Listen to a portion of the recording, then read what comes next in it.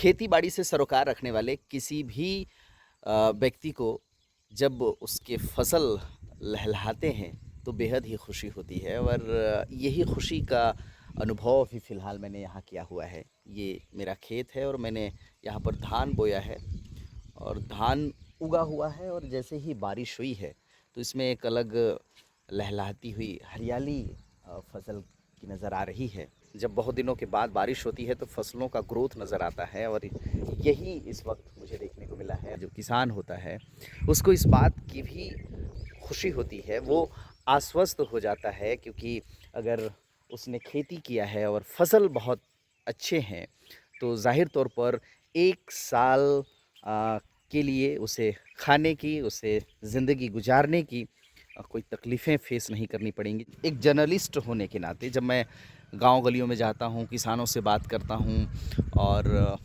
लोगों से मेरी बातें होती हैं, प्रैक्टिकली चीज़ों का पता चलता है, तो ये ज़रूर है कि अभी इस सत्र से पिछले साल भी और इस साल भी खेती करना थोड़ा मुश्किल हो गया है।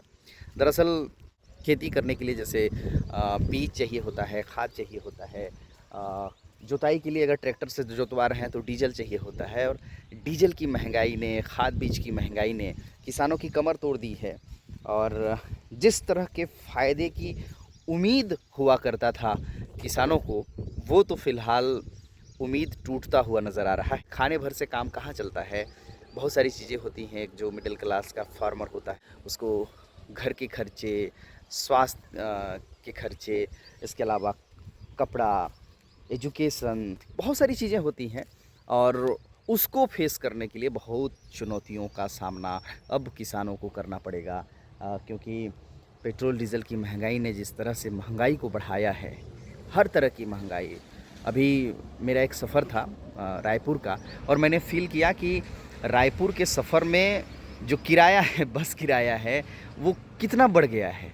तो न केवल डीज़ल पेट्रोल के दाम बढ़ने से सिर्फ खेती में नुकसान होता है, खेती में की महंगाई बढ़ती है, बल्कि सारी चीज़ों की कीमतें बढ़ जाती हैं और इसीलिए सरकार को इसकी चिंता करनी चाहिए और इतना बड़ा बोझ तो कम से कम किसानों को नहीं ही देना चाहिए।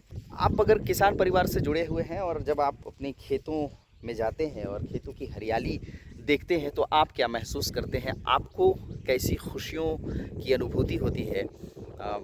आपको कैसा लगता है? ये ज़रूर कमेंट बॉक्स पर लिखिएगा।